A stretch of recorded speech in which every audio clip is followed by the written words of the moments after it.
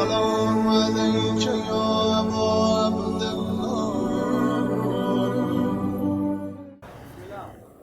اعوذ باللہ من الشیطان الرجیم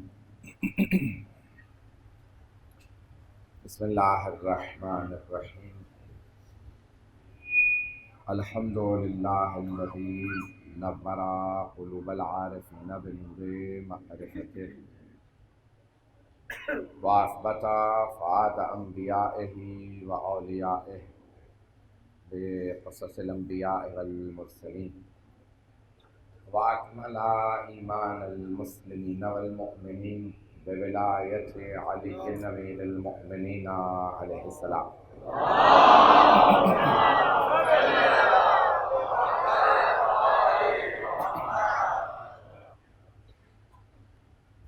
والصلاة والسلام والتحية والإكرام على أفضل الموجودات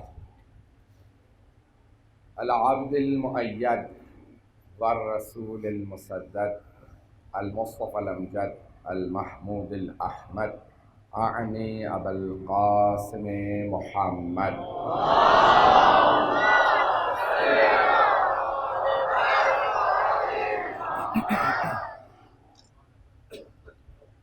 وعلى روحه ونفسه وسهره ووصيه سيد الأتقياء والأصفياء مولا الموالی امام المتقین علی بن ابی طالب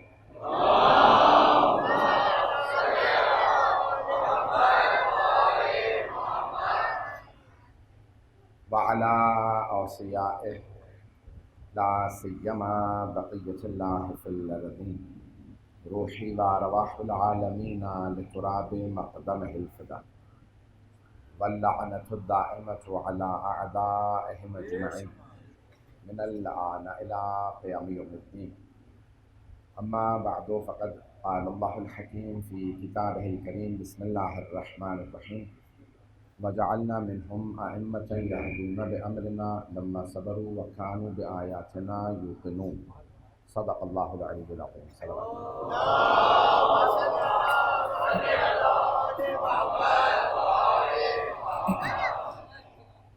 کیونکہ شب جمعہ ہے تو ایک سورہ فاتحہ حاضرین کے تمام مرحومین کے لیے، تمام شہداء کے لیے، تمام وہ بزرگ علماء خطباء جو اس منبر سے مجالس پڑھتے رہے، خصوصاً بانیان مجلس کے تمام مرحومین کے لیے الفاتحہ۔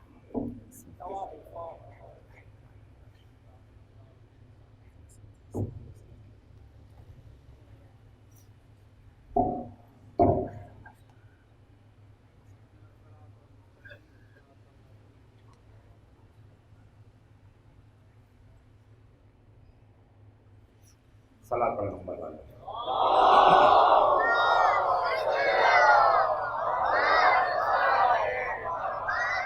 آواز بہتر ہے؟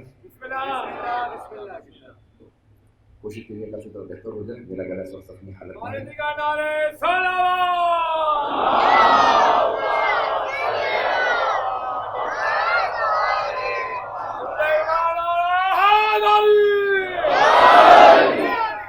میں نے 32ویں سورہ کی اس مشہور و معروف آیت کا انتخاب کیا، سورہ سجدہ کی آیات میں سے وَجَعَلْنَا مِنْهُمْ أَئِمَّةً يَهْدُونَ بِأَمْرِنَا لَمَّا صَبَرُوا وَكَانُوا بِآيَاتِنَا يُوقِنُونَ۔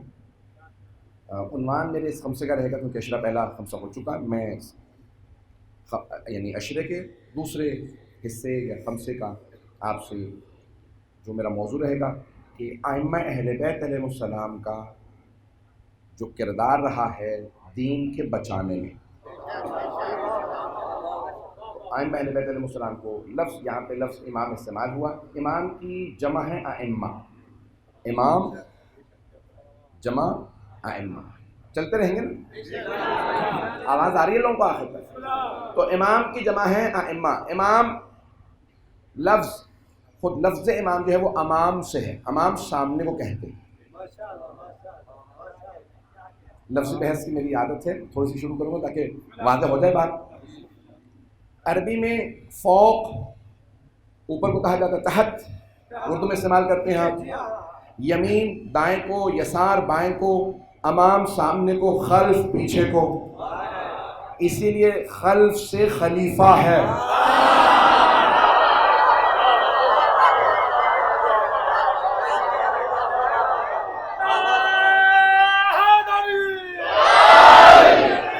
میں بالکل احتیاط سے پڑھوں گا، مجھے پتا ہے کہ حالات کیا ہیں، اور میں طنز نہیں کر رہا ہوں، میں نے بالکل صحیح ذمہ داری سے پڑھا. تو خلف سے ہے خلیفہ، بات پہنچ رہی ہے؟ تو کیوں استعمال کیا جاتا ہے پیشوا کے لیے مسلمان؟ وہ کہتے ہیں اسے رسول خدا پیچھے چھوڑ گئے.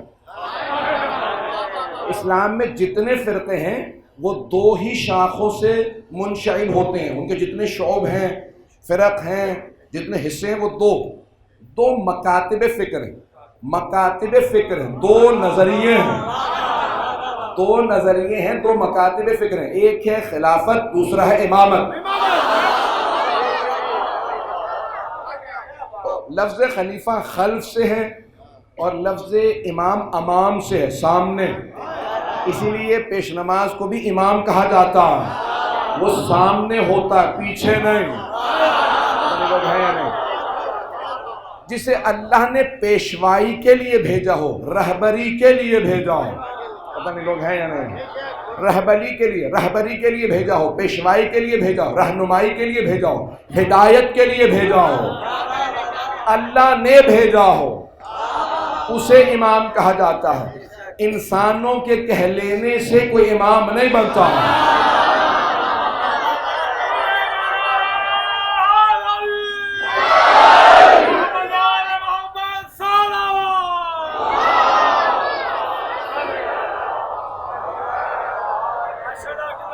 توجہ ہے میرے ساتھ؟ تو اب یہ اللہ نے لفظ استعمال کیا امام، جو پیشوا ہو، جو سامنے چلے. میرے الفاظ ایک میں نہ پتہ جملہ کہہ رہا ہوں بڑے احتیاط کے ساتھ، اور میں خود بھی احتیاط کروں گا. کئی مومنین آ کے ملے ہیں کہ مولانا بھائی آپ کو اگر پروانی ہمیں ہے، اب پابندی لگتی ہے تو جو ہے آپ نہیں آئیں گے تو ہم لوگ نہیں یہ برداشت کرتے، تو اس لیے آپ خود احتیاط کریں. میں نے کہا ٹھیک ہے انشاءاللہ احتیاط سے بات کروں گا. تو اس لیے میں کوئی ویسے بھی متنازع بات نہیں کرتا ہوں، صرف یہ ہے کہ بہت سا جو ہے نا الصدق مر، مولا علی علیہ السلام نے فرمایا کہ سچائی کڑوی ہوتی ہے،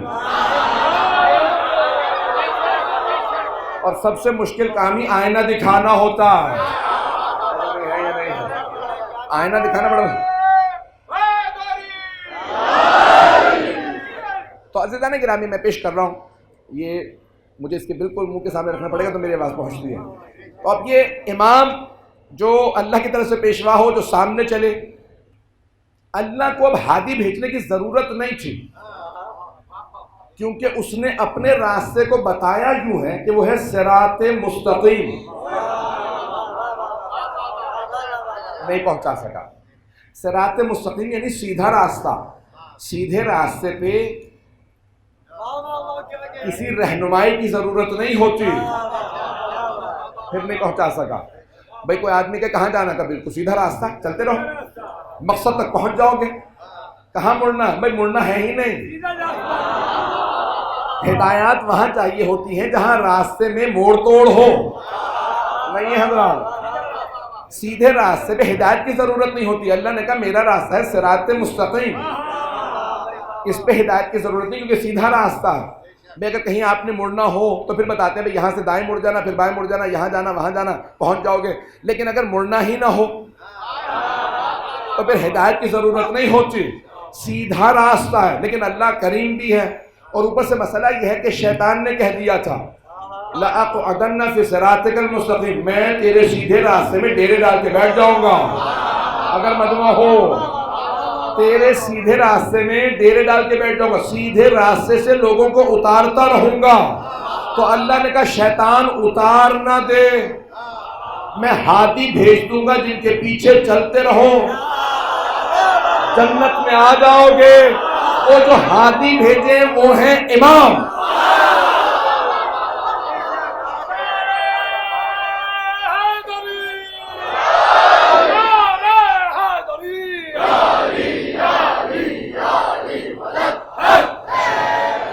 بات پہنچ رہی ہے لانے کے نام.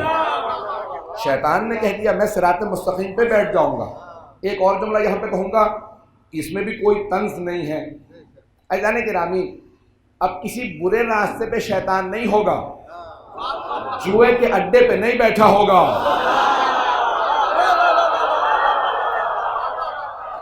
بہت سی جگہوں کے نام نہیں لوں گا، شراب خانوں کے سامنے نہیں بیٹھے گا کیونکہ وہاں اس کا پہلے سے کام ہو رہا ہے، شراب خانے پہ نہیں ہوگا، جوئے کے اڈے پہ نہیں ہوگا، صراط مستقیم پہ ہوگا، صراط مستقیم پہ ہوگا۔ تو صراط مستقیم کی علامت یہ ہے جس سے لوگ روکنے کی کوشش کریں، جو سیدھے راستے سے روکیں، سیدھے راستے سے ہٹائیں، وہی شیطان ہے۔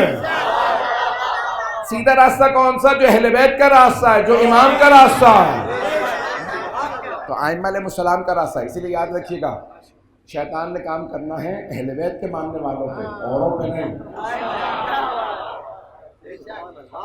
میں نے کوئی طرز نہیں کیا، عزیزان گرامی اہل بیت کے ماننے والوں پہ وہ کام کرے گا۔ اس لیے اگر ہمارے ہاں کوئی کہتا ہے کہ آپ کے کہیں لڑائی ہوتی ہے، آپ کہیں یہ ہوتا ہے، تو کیونکہ وہ یہاں کام کر رہا ہے۔ پتہ نہیں پہنچا پا رہا ہوں میں، وہ کام ہی اہل بیت کے ماننے والوں پہ کرے گا، ائمہ کے ماننے والوں پہ کرے گا۔ تو اب سیدھے راستے پہ وہ اپنے ڈیرے ڈال کے بیٹھ جائے گا، عبادات کریں گے تو روکے گا، مجلسوں میں آئیں گے تو روکے گا، زیارتوں پہ جائیں گے، جلوسوں میں جائیں گے، لوگ ہیں۔ تو اب جو بھی اللہ کے کام سے، اہل بیت کے کام سے روکے، سمجھ لو اللہ سبحانہ وتعالیٰ نے یہ راستہ ہمیں دکھایا۔ وَجَعَلْنَا مِنْهُمْ أَئِمَّةً يَهْدُونَ بِأَمْرِنَا۔ تو اب ائمہ علیہ السلام کا کنٹریبیوشن، میں نے یہ 10 منٹ تمہید باندھی ہے۔ اچھا، ہوتا یہ ہے کہ ہمارے جو ابتدائی امام ہیں ان کی زیادہ گفتگو ہوتی ہے، بعد والے ائمہ پہ کم ہوتی ہے گفتگو، تو میں کوشش کروں گا جلدی جلدی ابتدائی دور پیش کر کے تیزی سے، پھر بعد والے ائمہ کا تفصیل سے پیش کروں۔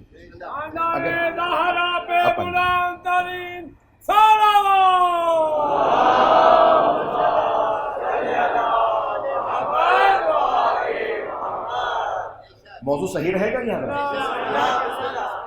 اذان گرامی، اب یہ میں نے موضوع لیا ہے اپنا، سوچ رہا تھا کہ کیا موضوع پیش کروں۔ اب حضرات اب چہرے وہی ہوتے ہیں، ہر جگہ ساتھ ساتھ ہی رہتے ہیں، پڑھنا مشکل ہو جاتا ہے۔ تو اذان گرامی پیش کر رہا ہوں کہ کنٹریبیوشن ائمہ علیہ السلام کا جو کردار رہا، سب سے جو بڑا کردار رہا ہمارے اس دین کے پہچنوانے میں اور مکتب اہل بیت کی صورت اور شکل بننے میں، وہ ہے جناب امین۔ وہ تشیع کی صورت ہیں، ہمارے ہر ایک کے دل میں ہیں، وہ شیعہ ہی نہیں ہے جس کے امام کا نام علی نہیں ہے۔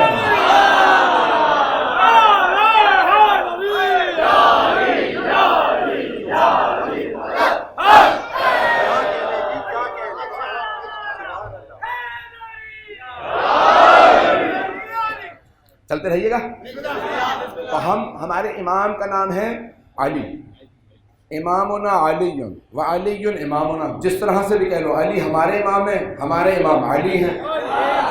جس طرح سے بھی پلٹ کے پیش کرو گے، علی ہر طرف سے، ہر زاویے سے امام ہی نظر آئیں گے۔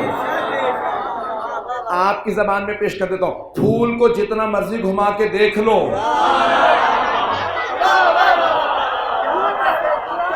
ہر طرف سے پھول پھول ہے، علی جس زاویے سے دیکھیں گے علی علی ہے۔ عزیزان گرامی، کعبے کو جس زاویے سے دیکھیں گے کعبہ کعبہ ہے۔ اور جناب امیر ہر طرف سے امام ہیں، چاہے آپ رکن یمانی سے دیکھیں، عراق سے دیکھیں، ایران سے دیکھیں، پاکستان سے دیکھیں، ہندوستان سے دیکھیں، یورپ امریکہ سے دیکھیں، دنیا کے کسی پہلو سے دیکھیں، امام امام نظر آتا۔ اپنے انداز سے پیش کرنا چاہوں گا، جو مرکز نظر آئے مومنین کا، رسول خدا نے کہا تھا علی یعصوب المؤمنین، مومنوں کو جمع کرنا ہو تو علی کو بلا لو۔ اس زمانے میں علی کو بلا لو، آج علی کا نام لے لو۔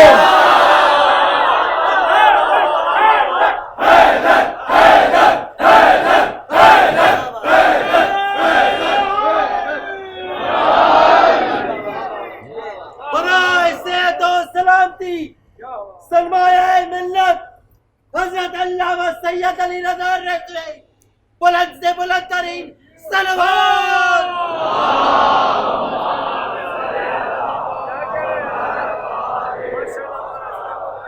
توجہ رہے گی میرے ساتھ؟ میں آپ کی محبتوں کا ممنون ہوں، ایک نیا موضوع میں نے لیا، میرا ساتھ دیتے رہیے گا، جس محبت سے دیکھ رہے ہیں اسی محبت سے چلیے گا۔ تو اب اللہ سبحانہ و تعالیٰ نے ہمیں 12 امام دیے ہیں، لوگوں کے پاس ایک ایسا نہیں، ہمارے پاس 12 ہیں، ہمارے پاس 12 ہیں۔ اچھا، اب اللہ سبحانہ تعالیٰ نے امیر کو، حضرت امیر علیہ السلام کو دنیا میں بھیجا، اور بھیجا بھی تو کعبے میں، جس کے لیے اللہ نے خود قرآن میں سورہ آل عمران میں کہہ دیا کہ بھئی یہ ہدن و مبارکن، یہ ہدایت بھی ہے اور بابرکت بھی ہے۔ کعبہ ہدایت بھی ہے اور بابرکت بھی ہے۔ توجہ، میں اپنے انداز سے پیش کروں گا۔ کعبہ، توجہ، میرے سارے بھائی سن رہے ہیں، مجھے توجہ چاہیے اسی محبت سے جیسے دیکھ رہے ہیں۔ عزیزان کرام، اللہ فرما رہا سورہ آل عمران کے اندر کعبہ ہدایت ہے اور بابرکت ہے۔ توجہ، توجہ، کعبہ ہدایت ہے، ہادی نہیں ہے مجمع۔ کعبہ ہے ہدایت، تو کوئی ہادی آئے گا اسی کعبے میں جو دنیا کو ہدایت دے گا، کعبے سے اسے ہدایت ملے گی جو کعبے کے ہادی کو مانے گا۔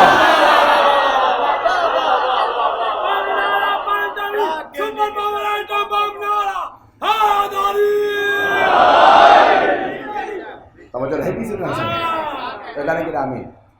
جناب امیر علیہ السلام وہ وجود مبارک ہیں جو جن زبانوں پہ ہو وہ بابرکت بن جاتے ہیں، جن دلوں میں ہو وہ بابرکت بن جاتے ہیں، جن گھروں میں علی کا نام لیا جائے وہ گھر بابرکت بن جاتے ہیں۔ یہ جو ہمارے بزرگوں نے سکھایا ہے نا کہ اٹھتے بیٹھتے کہو یا علی، یہ یا علی مدد کہنے سے گھروں میں برکت آتی ہے۔ جانتے کیوں؟ کیونکہ اللہ کو علی سے محبت ہے، خالق کو محبت ہے۔ عزیزان گرامی، میں پیش کر رہا ہوں تو پہلے امام علی، شیعہ کا تشیع کی پہچان علامت علی۔ پوری دنیا میں کہیں چلے جائیں، دنیا کے کسی خطے میں چلے جائیں، چاہے افریقہ کے جنگلوں میں چلے جائیں، اگر کوئی جنگل میں بھی ملے نا اور کہے بھئی تم کون ہو، کہ شیعہ، تو یقین کر لیجیے کہتا ہوگا علی ولی اللہ۔ بات پہنچ رہی ہے میری؟ بات پہنچ رہی ہے میری تو؟ عزیزان گرامی، شیعہ کی علامت ہے علی، دنیا کے اندر شیعہ کی علامت تو علی ولی اللہ کہتا ہوگا۔ شیعہ گونگا بھی ہوگا نا، پتہ نہیں لوگ ہیں یا نہیں ہیں، جو بول نہیں سکتا ہوگا پھر بھی ایسے اشارے کرے گا، آپ کو سمجھ میں آ جائے گا کہہ رہا ہے علی۔ اور کام یہ ہے کہ آپ جب لفظ علی ادا کر دیں تو جتنے منکرین ہیں ان کے وہیں پہ پتے پانی ہو جاتے ہیں۔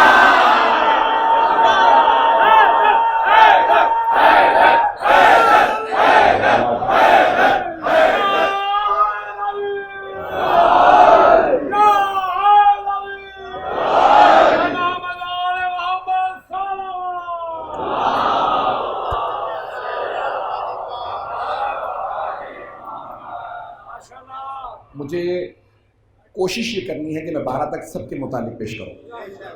تو تشیع کی علامت پہچان علی، جو ہے ہی بلندی سے، علی یعنی بلند، اونچا۔ اللہ نے ایسا اپنا نام دیا ہے علی کو۔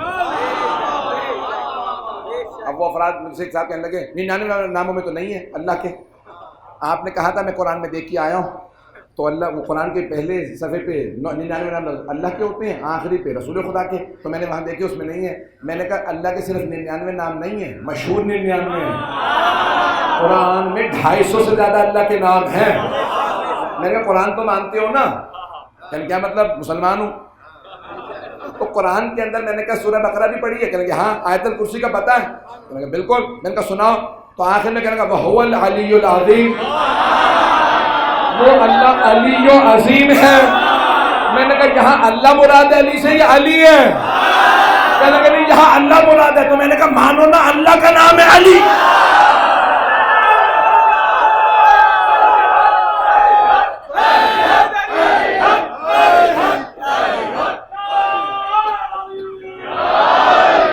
ممبر پہ ہوں، ضمانت سے کہہ رہا ہوں یہ میرے ساتھ نہیں آئے، یہ پہنچ جاتے ہیں ہر جگہ۔ سلامت رکھے مولا آپ کو، لمبی زندگی۔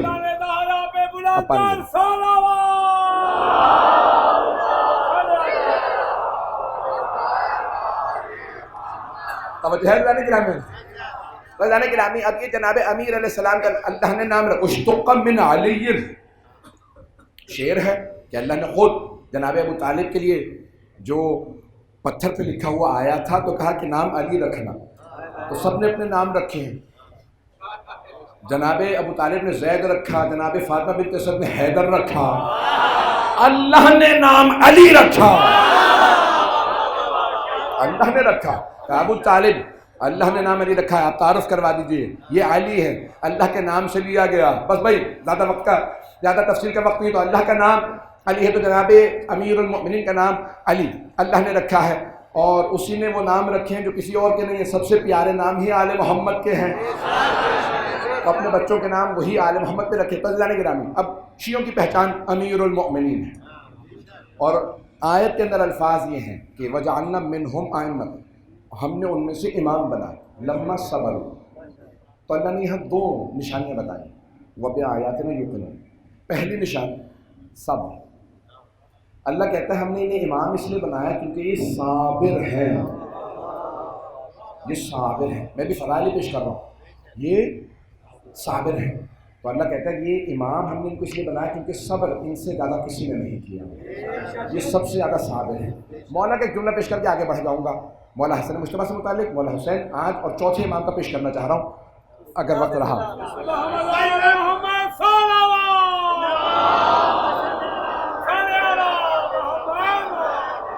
ان کے بعد ہی مجالس ہوتی ہیں, اصل میں یہ مجلس اس کے بعد بھی مجلس ہوتی ہے اس لیے.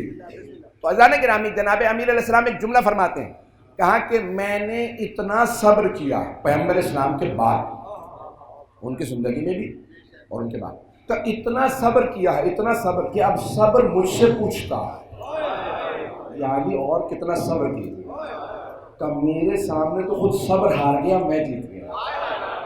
بہت بڑا جملہ مولا, سونے کے پانی سے لکھنا چاہیے. مولا فرماتے ہیں اب صبر مجھ سے پوچھتا.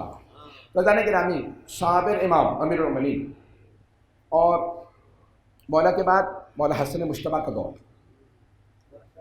مولا امیر نے چند تعارف کروائے ہیں اپنے دور کے اندر, اپنے شیعوں کو مسلسل بچایا مختلف طریقوں سے. ایک تو خود ان کا ایمان, پھر یاد رکھیے یہ سیاسی پارٹیاں, میں سیاست پہ بالکل نہیں بولتا ہوں, دو چار جملے سن لیجیے گا. سیاسی پارٹی کا آپ نے دیکھا, جو پارٹی حکومت میں آ جاتی ہے وہ اپوزیشن کے لوگوں کو نوکری سے نکالتی ہے, عہدے چھینتی ہے تاکہ گھروں میں فاقے ہوں, کمزور ہوں گے تو سپورٹ نہیں کر سکیں گے, بہت کچھ کہہ گئے. اب جناب امیر کے جو چاہنے والے تھے وہ فاقوں پہ آ گئے تھے, اب بات پہنچ گئی ہے, ان کے گھروں میں فاقے ہو رہے ہیں, مقروض ہو رہے ہیں, نوکریاں نہیں مل رہی. آپ نے جملہ سنا ہوگا ممبروں سے کہ جناب امیر ایکو بند کریں کہ جناب امیر یہودی کے باغ میں کام کرتے تھے. کبھی سوچا کیوں؟ رسول اسلام کے بعد ملتا ہے کچھ مدت, کیوں؟ صرف فدق نہیں چھینا, اوالی بھی چھین لیا, مولا کے اپنے باغات بھی چھین لیے, اور کہتے تھے کہ فاقوں پہ آ جائیں. تو مولا مدینے سے باہر جا کے مزدوری کرتے تھے. وہ جو مشکل کشا ہو, پتھر کو اشارہ کرے سونے میں بدل جانا. انہوں نے ظاہری لحاظ سے اتنی محنت کی کیا تاکہ کوئی شیعہ یہ نہ کہے میں کام نہیں کروں گا, میرے مولا نے نہیں کیا تھا. میں جملے کہہ گیا ہوں.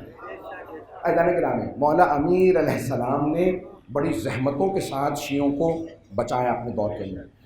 اب پھر جو دور شروع ہوتا ہے دوسرا, وہ امام حسن مجتبیٰ علیہ السلام, اور وہ دور زیادہ سخت دور تھا کیونکہ مولا کے زمانے میں, مولا امیر کے زمانے میں واضح تقسیم تھی. اور سے سنیے گا جملے, میں جانتا ہوں ہر طرح کا طبقہ موجود ہے, مجھے پتا ہے خاموشی یہ سب توجہ کی علامت ہے. مولا امیر کے زمانے میں واضح تفریق تھی, یہ علی والے ہیں, یہ مخالف ہیں,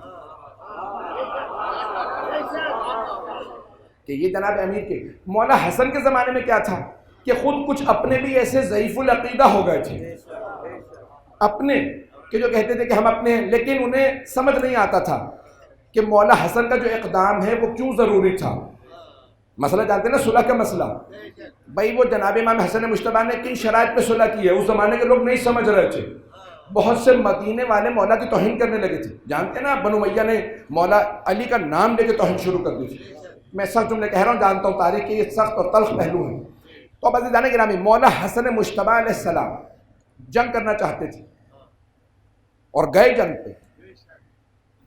آدھی فوج کو شام والے نے خرید لیے، پھر آدھی فوج. اس طرح سے کرتے کرتے مولا نے فوراً کہا اے حسین آپ بھائیوں بہنوں کو حتیٰ میری ازواج اور بچوں کو لے کے مدینے واپس چلے گئے. حالات ایسے پلٹ گئے کہ یہ لوگ بغاوت کریں گے، میں بے حرمتی برداشت نہیں کروں گا علی کی بیٹیوں کے آپ لے جائیں. اس لیے تنہا تھے، تبھی تو آپ کو تیر لگا ران میں، زخمی ہوئے، مسلح لوگوں نے کھینچا.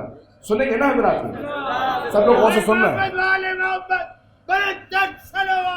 نہیں، یہ سب پڑھوں میں؟ یہ تاریخ ہے ہماری، مجھے پیش کر. شیعوں میں تو اب امام حسن مجتبیٰ کا دور سخت ترین دور تھا، بہت سخت دور تھا. چند جلدی جلدی شرائط سن لیجئے.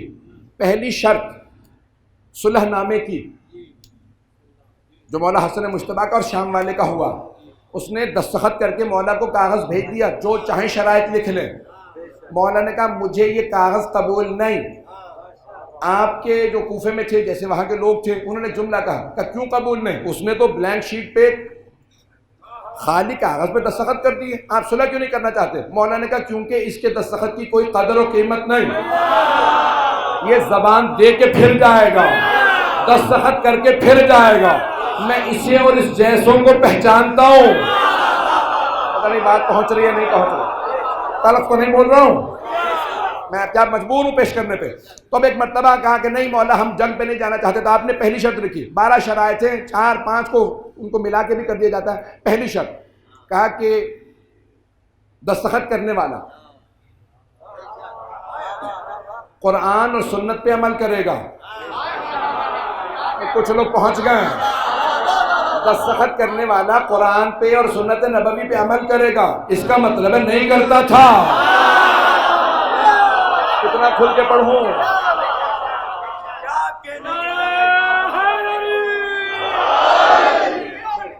بات پہنچ رہی ہے میری؟ میں نے آپ سے کہا میری مجبوری کو سمجھے گا، پہنچتے چلے جائیں. مولا نے پہلی شرط رکھی قرآن اور سنت پہ عمل کرے گا. دستخط کرنے والا اعتراض لکھ کے نہیں بھیج رہا کہ میں تو مانتا ہوں پہلے سے، وہ بھی سمجھ رہا تھا شرط لکھنے والا میری سیاست جانتا ہے. اتنا معیوب بنایا لفظ سیاست کو اس نے کہ آج تک شیعوں میں اگر ہمیں کہنا ہوتا ہے نا بڑا جھوٹا، تو ہم یہ نہیں کہتے جھوٹا، کہتے بڑا سیاست دان ہے. پتہ نہیں بات پہنچی ہے یا نہیں، پتہ نہیں لوگ ہیں یا نہیں. یہ بزرگ سمجھ سکتے ہیں. مجھے جوانوں کا ساتھ چاہیے، بچوں کا ساتھ چاہیے، اسی ایمان کے ساتھ سنیں جیسے بزرگ سن رہے ہیں. عزیزان گرامی، تو اب اس نے ایک مرتبہ دستخط کر کے کہا جو چاہیں شرائط لکھ لے. مولا نے کہا قرآن و سنت پہ عمل کرنا.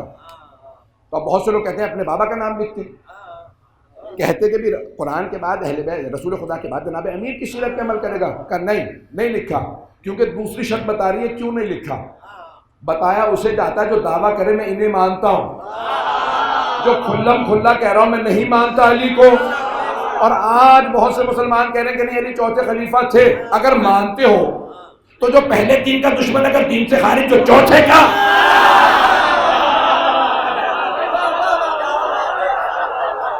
کا دشمن وہ بھی دین سے خارج. پتہ نہیں لوگ ہیں یا نہیں ہیں. تو اب یہاں پہ مولانا نے پہلی شرط قرآن و سنت پہ عمل کرنا، دستخط کرنے والا. نمبر 2 میرے بابا علی کی توہین ممبروں سے بند کی جائے. وہ جو کہتے ہیں کہ نہیں ہم حسن حسین کو جوانان جنت کا سردار مانتے ہیں لیکن شام والا علی کی توہین نہیں کرتا تھا، تو کہتے تھا کہ یہ شرط باطل ہے. میں جب کرتا ہی نہیں توہین تو روکوں کیا؟ پتہ نہیں لوگ ہیں یا نہیں ہیں. یہ صرف شیعوں نے نہیں لکھا، سارے مورخین نے یہی 12 شرائط لکھی ہیں. اگر سنیں گے مولا حسن مجتبیٰ نے تشیع پہ جو احسان کیا میں پیش کر رہا ہوں، اگر سننا چاہیں گے. پہلی شرط قرآن و سنت پہ عمل. دوسری میرے بابا کی توہین بند کی جائے. شرط نمبر 3 کہ یہ جتنے بھی شیعہ یا جتنے بھی مسلمان، مولانا لفظ اسلام مسلمان استعمال کیے، جتنے مسلمان عراق اور شام میں رہ رہے ہیں، اگر انہوں نے اہل بیت کا ساتھ دیا ہے اور بنو امیہ کی مخالفت کی ہے، جن مسلمانوں نے میرے لاکھوں روح قربان مولا حسن مجتبیٰ پہ۔ آپ فرماتے ہیں اسی شرط میں کہ وہ تمام مسلمان جو عراق اور شام میں رہ رہے ہیں اور انہوں نے اہل بیت کا ساتھ دیا، بنی ہاشم کا ساتھ دیا، بنو امیہ کی مخالفت کی، ابھی منہ سے نام نکلنے والا، وہ دستخط کرنے والا ایف آئی آر میرے خلاف تو کاٹ نہیں سکتے بیچارے بانی مجلس کر رہے ہیں۔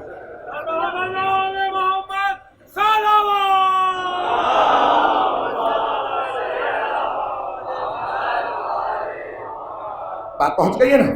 تو دستخط کرنے والا عراق و شام کے ان تمام مسلمانوں کا جنہوں نے اہل بیت کا ساتھ دیا، بنو امیہ کی مخالفت کی، محاسبہ نہیں کرے گا، ان کا قتل نہیں کرے گا، انہیں جینے دے گا۔ اس نے کسی شرط کو نہیں مانا، نہ قرآن پہ عمل کیا، نہ سنت نبوی پہ عمل کیا، نہ امیر کی توہین کو بند کیا، اور نہ اتنا زور لگا کے سیاست سے منوایا کہ جو بنو امیہ کی مخالفت کرے گا اسے مار دیا جائے، کہ آج تک لوگ فتوے دے رہے ہیں۔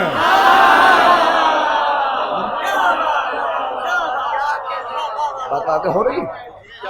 آج تک لوگ کہہ رہے ہیں بنو امیہ کی مخالفت جائز نہیں، کہ خود اتنے جلیل القدر جیت اہل سنت علماء لکھ گئے ہیں کہ یہ حدیث پیغمبر اسلام نے فرمائی تھی کہ کہا یا رسول خدا کیا بات ہے، کیوں پریشان ہے، آنکھوں میں آنسو کیوں ہیں؟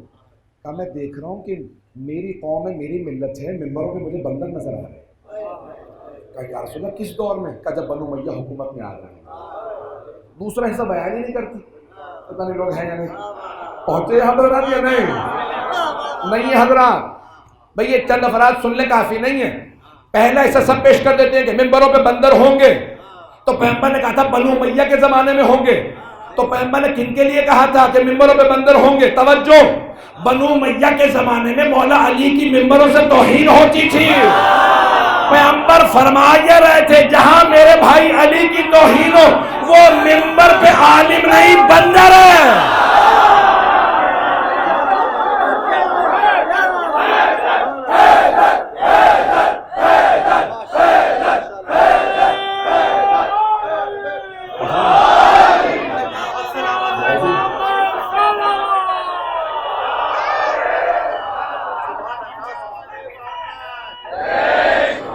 چلیے گا، یہ موضوع زیادہ تو نہیں ہے،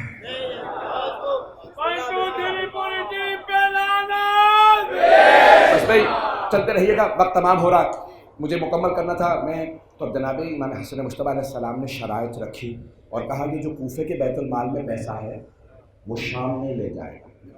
کہا مولا آپ تو بے نیاز ہیں، یہ 12 لاکھ آپ کے لیے کیا حیثیت رکھتا ہے؟ مولا نے کہا میرے لیے کچھ نہیں، لیکن یہ جو کوفے میں عراق میں میرے بابا کے شیعہ ہیں نا، وہ ان سب کے وظیفے بند کر دے گا، انہیں فاقوں پہ لے آئے گا، ان سے کہے گا علی کو چھوڑ دو، اور بہت سے ایسے ہیں کہ جو بیچارے فاقوں کے اندر شاید پریشان ہو جائیں۔ میں چاہتا ہوں کہ یہ بیت المال کے پیسے وہ شام نہ لے جائیں۔ مولا نے اور شرائط رکھی، پھر ایک شرط رکھی، کہا کہ جس آج وہ تخت پہ بیٹھا ہے، یہ جو خلافت کہتا ہے، یہ اس کا حق نہیں ہے، اور اپنے بعد اپنے بیٹے یزید کو کبھی بھی خلیفہ نہیں بنایا۔ بتائیے کون سی شرط مانی اس نے؟ کوئی شرط نہیں مانی۔ جناب سید الشہداء کا جو دور ہے، 40 ہجری میں مولا علی کی شہادت، میں بہت تیز چل رہا ہوں، 40 ہجری میں مولا علی علیہ السلام کی شہادت، 50 میں مولا حسن کی، 61 ہجری میں مولا حسن کی، 10 سال کا فاصلہ۔ تو اب جناب سید الشہداء کا جو دور ہے وہ زیادہ تر اسی کا دور ہے جس نے امام حسن سے صلح کی، 10 سال مولا حسن کے، 10 سال مولا حسین۔ آخری سال 60 ہجری میں 22 رجب کو جب وہ گیا تو بیٹے نے یزید نے فوراً بیعت کا مطالبہ کیا مولا حسین سے، مولا نے انکار کیا، اور پھر 28 رجب کو 60 ہجری میں سفر شروع کیا۔ بات واضح ہوئی؟ اب کلیئر ہو سکتا یہ تاریخ۔ تو اب اس نے 10 سال مسلسل امام حسین علیہ السلام کو وہ کچھ اذیتیں دی ہیں کہ صاحب النظام علامہ طباطبائی فرماتے ہیں کہ امام حسین سے کوئی مسئلہ بھی نہیں پوچھتا تھا۔ امت کے لوگ یعنی جو شیعہ نہیں تھے وہ نماز روزے کا مسئلہ تک نہیں پوچھتے تھے، کیونکہ انہیں پتہ ہی نہیں تھا کہ کوئی نواسہ رسول ہے، اہل بیت۔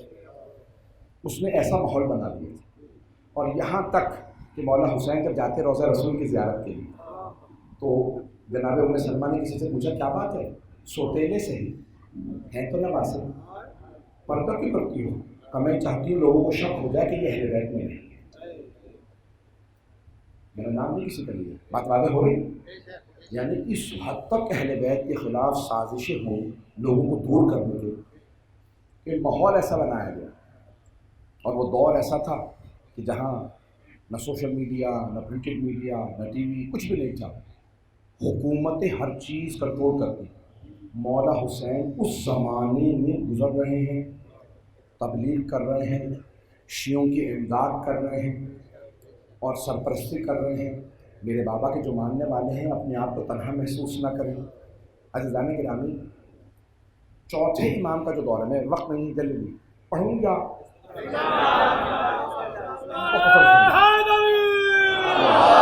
بس میں 10 منٹ کی زحمت دوں گا، 15 منٹ کی مولا سجاد پہ۔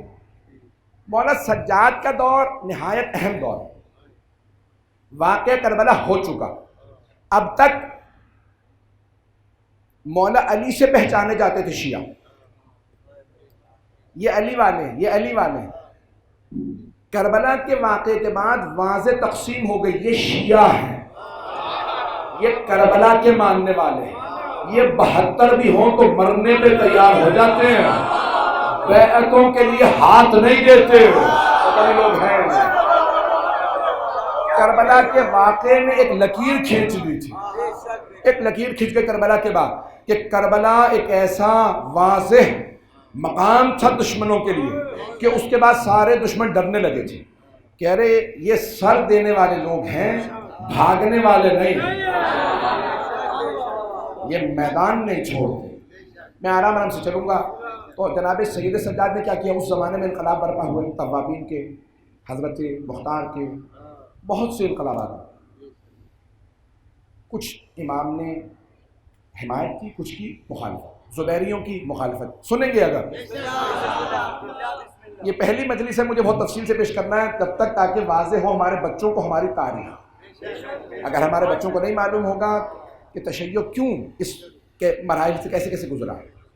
چوتھے، ہاں بس بھئی میں بزرگوں کے دعائیں چاہیں گے اور یہ تو شاید اس میں کچھ مطالب ہوں۔ میدان گرامی، اب چوتھے امام کا دور، بہت سے لوگوں نے اس دور کو صحیح نہ سمجھا، نہ صحیح پہنچایا۔ وہ سمجھتے ہیں مولا سجاد گریہ کرتے تھے، صرف جتنا جہاد مولا سجاد نے گریے کے ساتھ کیا اتنا جہاد کوئی نہیں کر سکتا۔ عزیزان گرامی، مولا سجاد کیا کرتے؟ سنیے گا تم نے، مولا سجاد جتنے بھی بنو امیہ کے خلاف اہل بیت کی تحریکیں اٹھ رہی تھی ان سب کی رہنمائی مولا سجاد کرتے تھے۔ ایک روایت میں 1000 مولا نے غلام خریدے، تربیت کی، آزاد کیے، اور مرحوم شیخ باقر شریف ترشی کی میں کتاب دیکھ رہا تھا مولا سجاد پہ، وہ فرماتے ہیں کہ نہیں، 10,000 غلام مولا سجاد نے خریدے، تربیت کی اور آزاد کیے۔ مولا کے تربیت کردہ غلام کیسے ہوتے تھے؟ جب معاشرے میں جا کے رہتے تھے نا تو جس محلے میں چلے جاتے تھے مولا تربیت کرتے، کہتے جاؤ تم آزاد ہو۔ بہترین شیعہ جس محلے میں چلے جاتے، مثال کے طور پہ یہاں آ جائیں، ہر آدمی پوچھتا تھا کون ہو، کہاں سے آئے ہو، پورا محلہ تمہارے آنے سے بدل گیا، تم نے سب کو باادب بنا دیا، ہر جگہ اہل بیت کا تذکرہ ہے، پتہ نہیں لوگ ہیں یا نہیں، کون ہو؟ تو وہ غلام کہتا میں سید سجاد کا شیعہ ہوں، ان کا آزاد کردہ غلام ہوں۔ اب ہر آدمی کے ذہن میں آتا اچھا غلام ایسے ہیں تو سوچو مولا کیسے ہو۔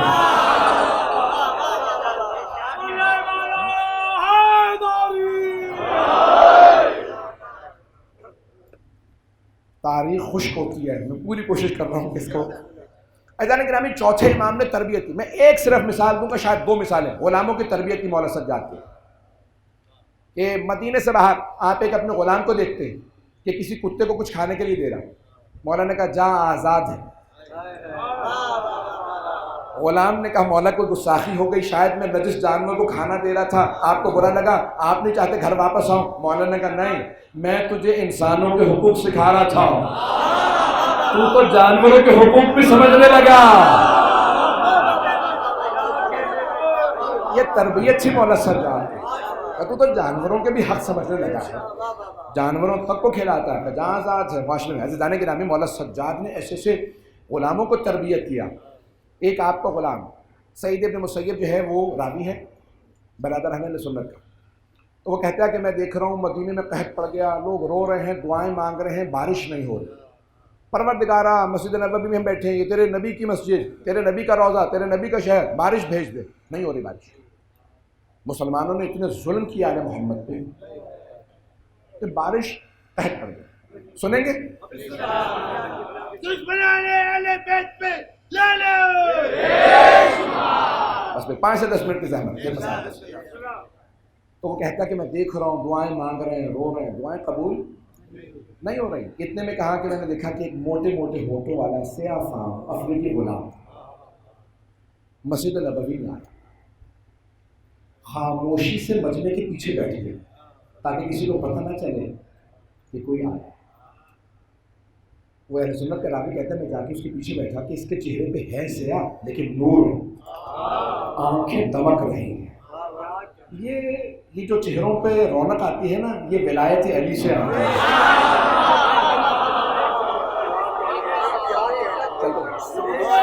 امام حسین علیہ السلام بلند ترین صلوات۔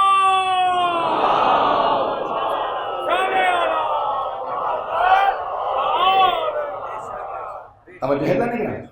اب وہ راوی کہتا ہے میں نے دیکھا کہ سیاہ فام ہے، موٹے موٹے ہونٹ، پیچھے آیا بیٹھا ہوگا، ہاتھوں کو بلند کیا اور دیکھ رہا ہے، مجھے سنتا نہیں رہا، میں کان لگایا ہوا آنکھیں بند کر کیسے دعا مانگ رہا ہوں کہ میں نہیں سن رہا ہوں۔ تو اس نے ہاتھوں کو اٹھایا اور کہا پروردگارا تجھے میرے مولا کا واسطہ مدینے میں بارش برسا دے۔ وہ راوی کہتا ہے اس کے ہاتھ ابھی نیچے نہیں آئے تو غلام کے بارش آ گئی۔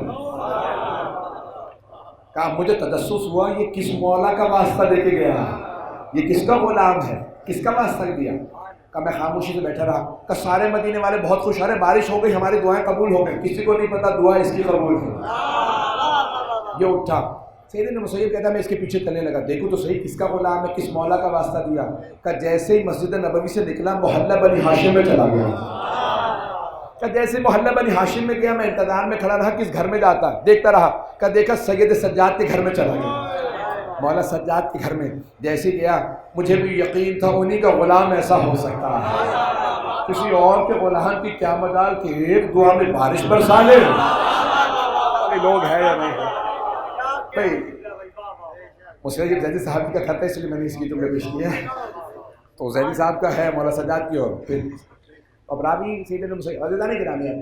ایک مرتبہ کہا میں گیا کہ اس دن تو نہیں، چند دن بعد میں آیا کہ سید سجاد آپ کا غلام مانگو عطا کیجیے گا؟ کہا جو غلام چاہیے دے دوں گا۔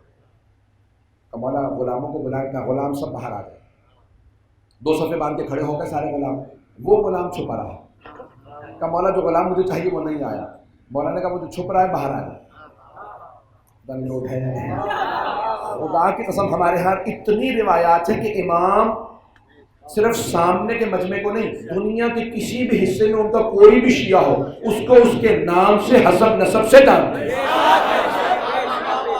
بات پہنچی ہے، ہر شیعہ کو اس کے نام سے حسب نسب سے جانتے ہیں کون کون کہاں پہ میرا چاہنے والا۔ تو امام نے کہا وہ جو چھپ رہا ہے نام لیا وہ آ جائے، آیا کہا مولا یہی غلام چاہیے، کہا لے جاؤ۔ اس غلام نے ہاتھ اٹھایا کہ پروردگارا تو جانتا میں نے تجھ سے وعدہ کیا جب تک زندہ رہوں گا سید سجاد کے در پہ رہوں گا، یا تو میری اس قسم کو پورا کر دے یا مجھے موت دے دے۔ راوی کہتا ہے اس کے بھی ہاتھ نیچے نہیں آئے تھے، زمین پہ گر گئے۔ مولا سجاد آگے بڑھے کہ میں اس کا خود دوسرے کفن کروں گا، جنازہ پڑھاؤں گا۔ کہ مولا یہ کون تھا؟ کہ میرا یہ غلام مستجاب الدعوات تھا۔ شب جمعہ ہے نا، مستجاب الدعوات اسے کہتے ہیں جس کی ہر دعا قبول ہو۔ ارے جن کے غلام ایسے ہو ہر دعا قبول ہو، تو یہ ہر دعا قبول اطاعت سے ہوتی ہے، فرما برداری سے ایمان کی۔ بس بھائی تو اب یہ مولا سجاد نے کثرت سے غلام خریدے، 35 برس بنا بر روایت 40 برس مولا نے۔ میرے بھائی کہہ رہے کہ اور پڑھیں، چلو میں پڑھتا ہوں، اصل میں اور جگہ پہنچنا ہوتا ہے۔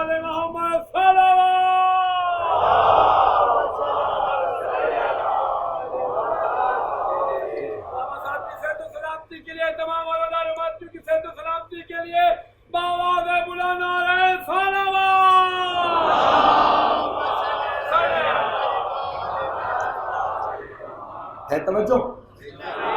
تو مولا کا پہلا جو کنٹریبیوشن ہے، مولا کا جو پہلا کردار وہ آپ نے غلاموں کی تربیت کی۔ جب شیعہ یعنی اس زمانے کے لوگ امام کی طرف رغبت نہ رکھتے ہوں تو امام غلاموں کو تربیت کرتے تھے. توجہ بھائی، لوگ خود نہیں آ رہے تو امام غلام خریدتے جاتے. 3 طریقوں سے لوگ اہل بیت کے ماننے والے بنے. جب دیکھتے تھے نا جاسوس آتے جاسوسی کرنے تو وہ پوچھتا بھائی جاسوسی کے لیے گئے تھے کیا دیکھ کے آئے؟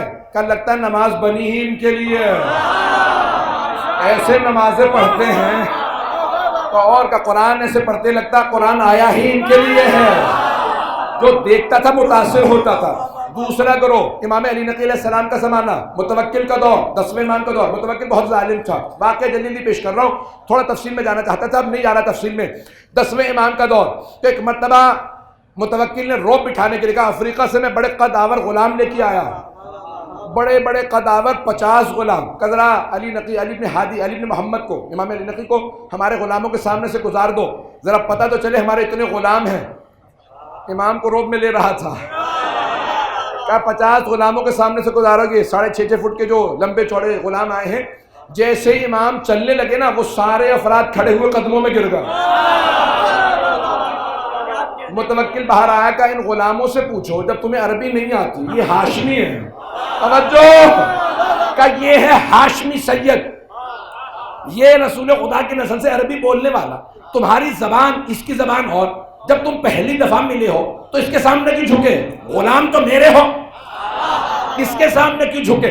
تو ترجمہ کرنے والے انٹرپریٹر نے کہا کہ پوچھنے کے بعد یہ بتا رہے ہیں کہ یہ آدمی ہمیشہ ہماری بستی میں تبلیغ کے لیے آتا تھا، ہم پہلے سے جانتے ہیں، یہ ہماری زبان بھی جانتا ہے، ثقافت بھی.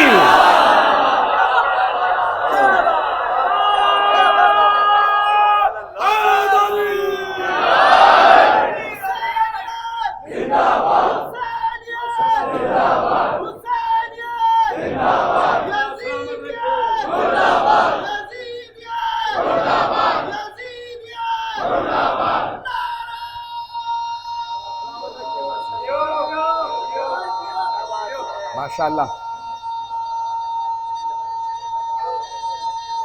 ماشاءاللہ ماشاءاللہ.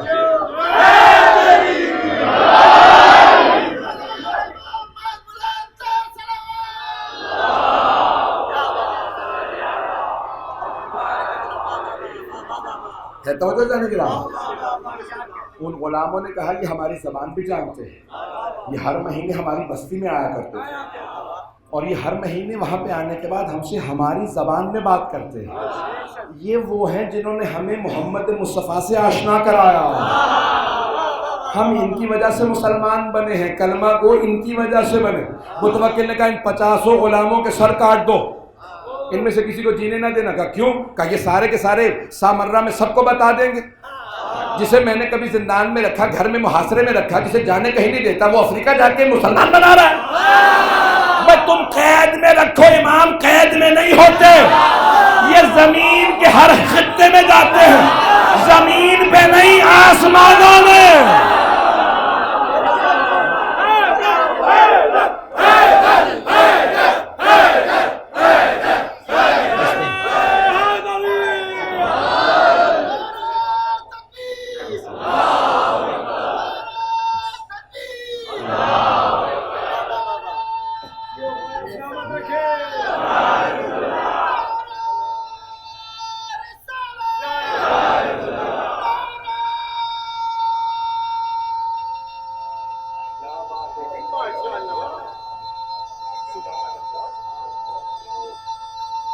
ماشاءاللہ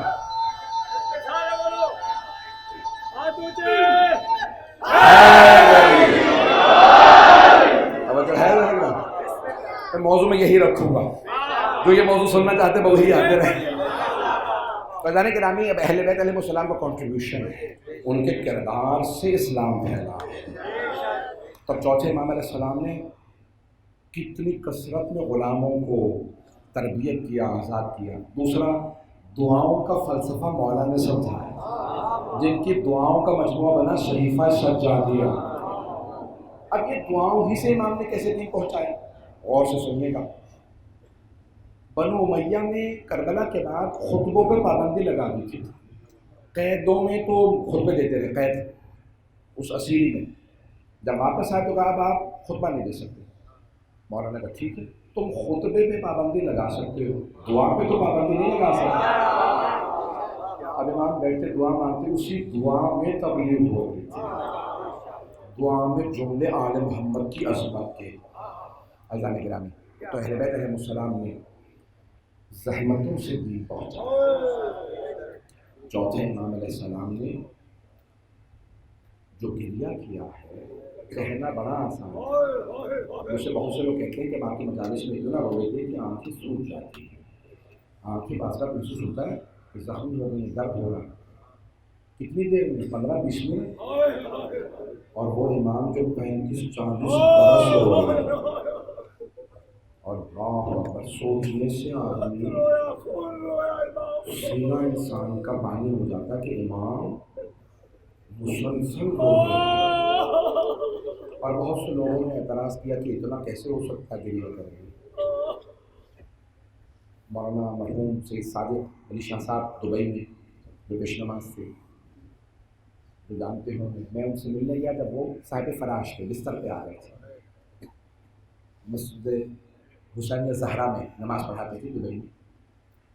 تو اختتام میں مرحوم صادق علی شاہ صاحب آغا محسن الحکیم کے زمانے میں نجف میں ان کے دفتر میں اردو کی ترجمہ کرتے تھے، ظاہر ہے عاقلہ محسن الحکیم 1970 میں انتقال ہوا۔ تو میں جب ملنے گیا، مختلف باتیں ہوتے رہی، میں نے ان سے سوال کیا، میں نے کہا کوئی آغا محسن الحکیم کا کوئی خاطرہ، کوئی واقعہ؟ تو مرحوم بستر پہ تھے، اسی کے بعد انتقال ہو گیا۔ تو کہنے لگے کہ پاکستان سے کہ پروفیسر صاحب آئے اور آ کے آغا حکیم سے سوال کیا، کہا آغا یہ ہمارے ممبروں سے پڑھا جاتا ہے کہ مولا سجاد خون کے آنسو روتے ہیں، کہا کیسے ممکن ہے؟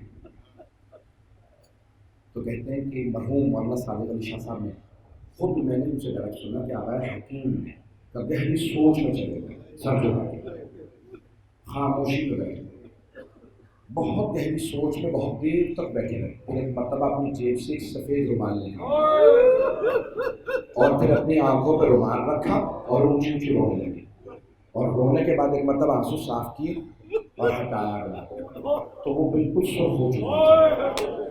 تو مرحوم آغا محسن الحکیم نے کہا مولا سجاد ایسے خون روتے، خود خون کے آنسو بہائے رومال پہ، محسن الحکیم۔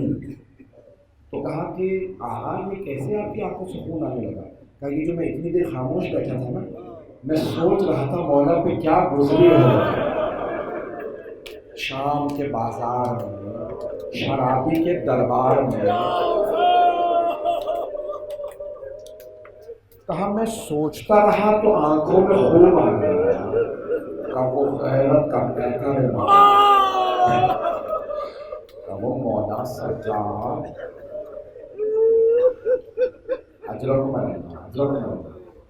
آج شب جمعہ ہے، شب جمعہ میں مجلس پورے سال مستحب ہے کہ مولا حسین کے چند جملے مسائل کے پڑھے جائیں، شب جمعہ میں سنت ہے، مستحب ہے کہ امام حسین کی زیارت پڑھی جائے، کوئی زیارت کے بارے سے مختصر پڑھ لو، نہیں پڑھ سکتے تو مستحب ہے کربلا کرو کر کے صرف اتنا کہہ دو السلام علیکم یا ابا عبداللہ حسین، مولا حسین کو سلام کر دیں، مستحب شب جمعہ، اور ہو سکے تو ماتم کر لو، گریہ کر لو، رونے کا ثواب ہے شب جمعہ پورے سال، اس شب جمعہ میں روئیں ضرور، مرحومین کو بھی اپنے فاتحہ دیں، لیکن جانتے ہیں کیوں؟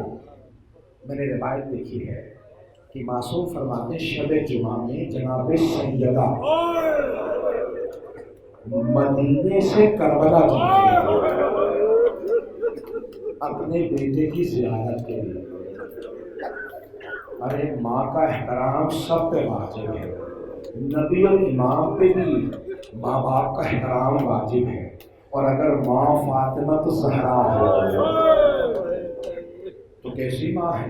لیکن میرا دل کہتا کیوں جناب سیدہ آتی ہوں گی کربلا، میرا دل کہتا کہ جناب سیدہ کہتی ہوں گی میرے ماں آپ اتنے زخموں سے چور آپ زحمت نہ کریں مدینے آنے کے لیے، میں خود کربلا آ جاؤں، اجرکم اللہ، اجرکم اللہ۔ تو جناب سیدہ ہر شب جمعہ کربلا جاتی ہے۔ سنیں کہ بس ایک روایت مقتل شیخ الرئیس سے پیش کر رہا ہوں کہ فارسی کا مقتل ہے، شیخ عباس کرمانی کا مقتل شیخ الرئیس کے نام سے مشہور ہے۔ فرماتے ہیں کہ ایک دیہات سے، ایک گاؤں سے ایک قافلہ زائرین کا، شیعہ زائرین کا کربلا گیا۔ غریب زائرین تھے، جب جا رہے تھے پورے سال پیسے جوڑتے رہے تھے، تو ایک چاوش، اس کا نام عباس تھا، آیا کہ آپ لوگ کربلا جا رہے ہیں، میرے پاس کچھ پیسے ہیں، مجھے بھی لے چلیے۔ انہوں نے پوچھا کتنے پیسے ہیں؟ کہا میرے پاس تھوڑے سے پیسے ہیں۔ کہا یہ پیسے کافی نہیں ہیں۔ ان میں سے ایک نے کہا تم مصائب پڑھتے ہو، جیسے کھڑے ہو کے لوگ سر میں پڑھتے ہیں نا، ایرانی یا پنجاب میں، سندھ میں، سرائکی میں، سندھی میں آپ نے دیکھا لوگ دوڑا پڑھتے ہیں، مرثیہ پڑھتے ہیں جیسے، تو کہا تم سر میں مصائب پڑھ لیتے ہو، ہم جب مجلسوں میں کریں گے نا تو ہمارے پاس کوئی عالم نہیں ہے، تم ہمیں مصائب سنا دیا کرنا، کبھی کبھی مرثیہ پڑھ دیا کرنا۔ کہا ٹھیک ہے، کہ پیسے ہم سب دے دیں گے، تم صرف مصائب سنا دینا۔ کا چلا گیا۔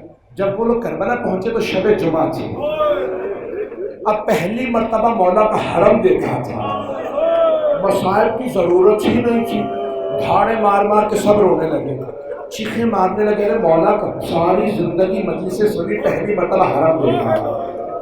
جیسے سب زری پہ گئے، کوئی مصائب نہیں، کوئی مرثیہ نہیں، بلند آواز سے سب گریہ کرا، واہ حسین، ہائے حسین، ہائے حسین، سب لوگ رو رہے ہیں زری پہ۔ وہ چاوش خود ہی روتے روتے کہنے لگا کس کے مصائب پڑھوں؟ تو ان میں سے ایک نے کہا جس کے جی چاہے مصائب پڑھ لیں۔ تو ایک مرتبہ اس چاوش نے کہا ٹھیک ہے پھر میں مولا علی اکبر کے مصائب پڑھ لوں۔ شب جمعہ تھی، مولا کا حرم، تو اس نے حضرت علی اکبر علیہ السلام کے مصائب پڑھے۔ تو جیسے ہی وہ مصائب پڑھنے لگا، شیخ عباس کرمانی کہتے کہ ایک مرتبہ وہ سارے قافلے کے لوگ زائرین کہتے ہیں محسوس ہونے لگا جیسے مولا حسین کی ذریعہ مقدس سے رونے کی آواز آ رہی، جیسے حرم کی دیواروں سے رونے کی آواز آ رہی، جیسے حرم کے فرش سے رونے کی آواز آ رہی، عجیب و غریب گریا، جیسے گنبد سے رونے کی آوازیں آ رہی۔ ہم بھی بہت روئے، مصائب ختم ہو گئے، کہ سب رو کے گھر چلے گئے۔ مسافر خانہ تھا، ہوٹل تو تھے نہیں اس زمانے میں، کہ مسافر خانے میں محمد بستر صاحب نے بچھائے، سو گئے۔ سارے زائرین نے ایک ہی خواب دیکھا۔ کیا خواب دیکھا؟ کہ خواب میں دیکھتے ہیں کہ ایک آدمی آیا کہتا اٹھو مولا حسین تمہارے ملنے کے لیے آئے۔ وہ سب زائرین خواب میں دیکھتے ہیں کہ ہم اٹھے اور دیکھتے ہیں مولا حسین تشریف لے آئے۔ اب مولا آپ نے کیوں زحمت کی؟ مولا آپ نے کیوں زحمت کی؟ مولا نے فرمایا 3 وجوہات سے میں ملنے آیا ہوں، جو میری زیارت کے لیے آتا ہے نا میں اس سے ملنے ضرور جاتا ہوں، میں اس سے ملنے ضرور جاتا ہوں۔ دوسرے، تم لوگ جس بستی سے آئے ہو نا اس بستی میں ایک امام بارگاہ ہے، اس امام بارگاہ میں ایک خادم ہے امام بارگاہ کا، وہ میرے عزاداروں کے جوتے سیدھے کر کے رکھتا ہے۔ اب جب واپس جانا میرے اس خادم کو میرا سلام کہنا کہ مولا حسین تجھ سے بڑی محبت کرتے ہیں، تیرے مولا نے تیرے سے لیے سلام بھیجا ہے، تو مولا کے عزاداروں کے جوتے سیدھے کر کے رکھتا ہے، اسے میرا سلام کہنا، جس سے بڑی محبت ہے، میرے عزاداروں کی خدمت کرتا ہے۔ کہ مولا تیسری وجہ کیا ہے؟ مولا حسین صابر امام رونے لگے، گریہ کرنے لگے، بہت روئے۔ ان سب نے پوچھا مولا کیا بات ہے؟ پھر مولا حسین نے کہا کہ تیسری وجہ یہ ہے کہ اگر شب جمعہ ہو اور میرا حرم ہو تو کبھی علی اکبر کے مصائب نہ پڑھنا، کبھی علی اکبر کے مصائب نہ پڑھنا۔ کہا مولا لیکن ہمیں بڑے بڑے علماء نے بتایا ہے کہ آپ کو سب سے زیادہ محبت حضرت علی اکبر علیہ السلام سے تھی، تو مولا ہم جناب علی اکبر کے مصائب کیوں نہ پڑھیں؟ تو مولا نے رو کے کہا تھا کیونکہ شب جمعہ میں میری ماں فاطمہ میری زیارت کے لیے آتی ہے، سب میرے بیٹے علی اکبر کے مسائل برداشت کر لیتے ہیں لیکن میری ماں سے میرے علی اکبر کے مسائل برداشت نہیں ہوتے۔ کہ میری ماں مسلسل رو رہی ہے اور ان کی سوال کرتی ہے. آخری جملے بس میں نے تمام کر دیا کہ دیکھ سکے تو بیٹا دیکھے گا. کہ میری ماں بار بار ایک ہی سوال کرتی ہے, حسین کیسے جوان بیٹے کا لاشا اٹھایا؟ اے حسین جوان بیٹے کا لاشا کیسے اٹھایا تھا؟ کیسے سینے سے برچھی نکالی تھی؟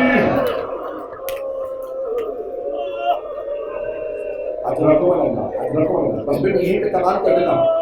ایک آخری جملہ سن لیجیے, ایک آخری روایت. میرے بھائی نے ہاتھ جوڑ کے کہا کہ ایک جملہ اور پڑھ دیجیے, اسی لیے پیش کر رہا ہوں. میں نے تمام کر دیا. دو آخری جملہ مولا علی اکبر کا سن لیجیے. سننا چاہیں گے؟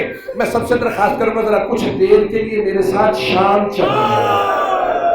شام میں حلب شہر ہے, عیسائیوں کا شہر تھا. سارے عیسائی جمع ہونے لگے. کون لوگ آئے ہیں؟ نیزوں پہ سر بلند تھے. ایک مرتبہ ایک بوڑھی عیسائی خاتون آئی, آ کے جناب علی اکبر کے سر کو دیکھنے لگی. جب دیکھنے لگی تو دیکھتی چلی جا رہی ہے, دیکھتی چلی جا رہی ہے. اتنے میں جناب لیلا نے کہا کیا بات ہے, کیوں اس سر کو اتنا دیکھ رہی ہو؟ کون سمجھائے جناب لیلا کو, بیوی اب بیٹے کو نظر نہیں لگے گی. ایک مرتبہ جناب لیلا نے پوچھا کیا بات ہے, کیوں دیکھ رہی ہو اس سر کو اتنا زیادہ؟ تو اس عیسائی بوڑھی خاتون نے کہا بی بی کوئی بات نہیں, میں تو اپنے خدا سے دعا مانگ رہی تھی کہ اس جوان کے مرنے سے پہلے اس کی ماں مر گئی ہو, اس کی ماں نے اس کا سر نہ دیکھا ہو. کوئی ماں اس جیسا بیٹا.